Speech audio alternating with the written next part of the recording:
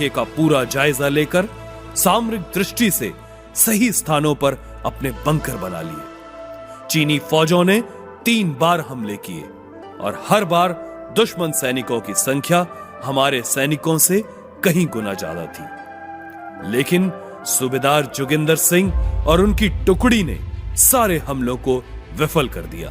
लेकिन तीसरे हमले तक सूबेदार जोगिंदर सिंह घायल हो चुके थे, परंतु अब भी उन्हें वापस लौटना मंजूर नहीं था और जब तक उनकी बंदूक में आखिरी गोली थी वो दुश्मन से लोहा लेते रहे। अंततः सूबेदार जोगिंदर सिंह को उनकी अद्भुत शौर्य, पराक्रम और शूरवीरता के लिए 1962 के भारत चीन युद्ध के लिए मरणोपरांत परमवीर चक्र से नवाजा गया। 1965 में भारत पाक युद्ध के दौरान एक बार फिर फर्स्ट सिख को तितवाल सेक्टर में चिर परिचित परिस्थितियों में तैनात किया गया। 24-25 अगस्त 1965 की रात को बटालियन को रिचमार गली की पहाड़ी पर 5 दुश्मन पोस्ट को कब्जा करने का आदेश दिया गया। लगभग 30 मिनट तक चलने वाली एक खूनी और खतरनाक लड़ाई के बाद दुश्मन ने आखिरकार हथियार त्याग दिए और वो वहां से भाग निकला और तितवाल में फर्स्ट सिख ने एक बार फिर देश का तिरंगा लहरा दिया।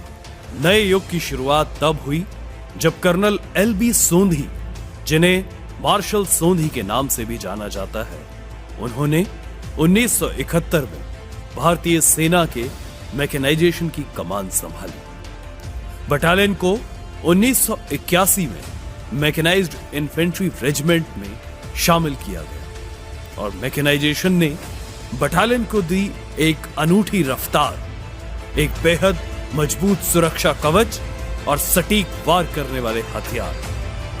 कैप्टन अजय चौहान ने 1988 में भारत के महामहिम राष्ट्रपति द्वारा मैक कलर्स प्राप्त की। ऑपरेशन रक्षक के दौरान बटालियन जम्मू और कश्मीर में प्राथमिक रूप से मैकेनाइज्ड इन्फेंट्री बटालियनों में शामिल हुई। घाटी में निरंतर मुठभेड़ों से बटालियन और सैनिकों के जीवन में जोश बढ़ गया।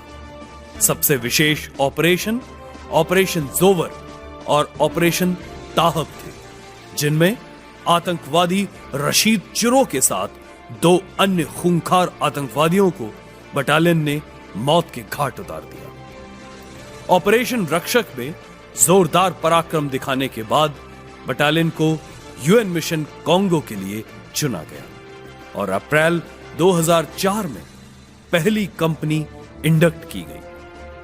वीरता और समर्पण की मिसाल इस पलटन को 2013 में दक्षिण पश्चिमी कमांड द्वारा यूनिट साइटेशन और 2016 में दक्षिणी कमांड द्वारा यूनिट साइटेशन से सम्मानित किया गया।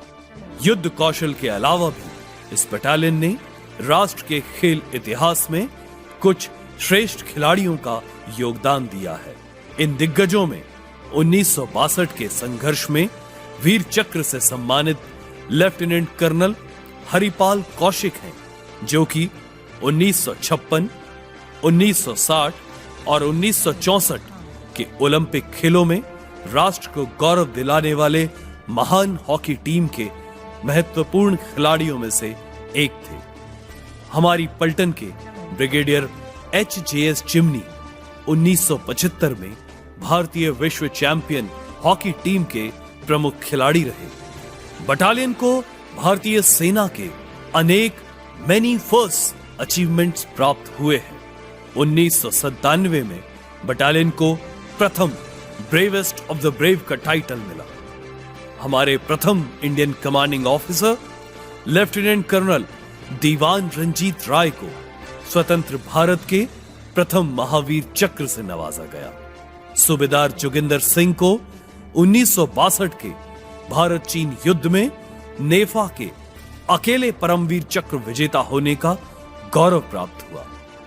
बटालियन के जमींदार नंद सिंह विक्टोरिया क्रॉस महावीर चक्र को कॉमनवेल्थ नेशंस के सबसे डेकोरेटेड सोल्जर होने का गौरव प्राप्त है और भारतीय सेना के इतिहास में शायद पहली बार एक पलटन के 2 उच्च अधिकारी ब्रिगेडियर एचवी सिंह और ब्रिगेडियर एसएफ अहमद का प्रतिष्ठित एनडीसी कोर्स साल 2023 में एक साथ चयन हुआ। बटालियन ने 2016 से 2018 के बीच लेह में 17,500 फीट की ऊंचाई पर अपना हाई एल्टीट्यूड का कार्यकाल पूरा किया।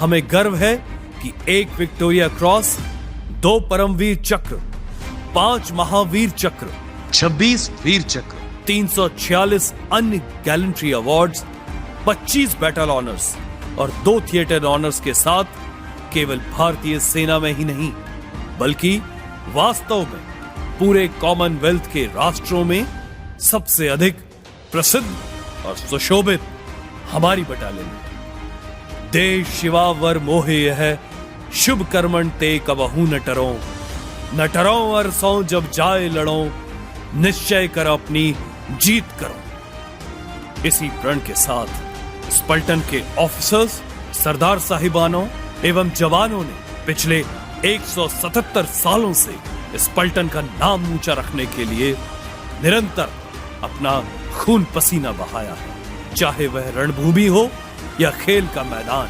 स्पल्टन ने उच्च कोटि का प्रदर्शन कर अपना परचम लहराया है।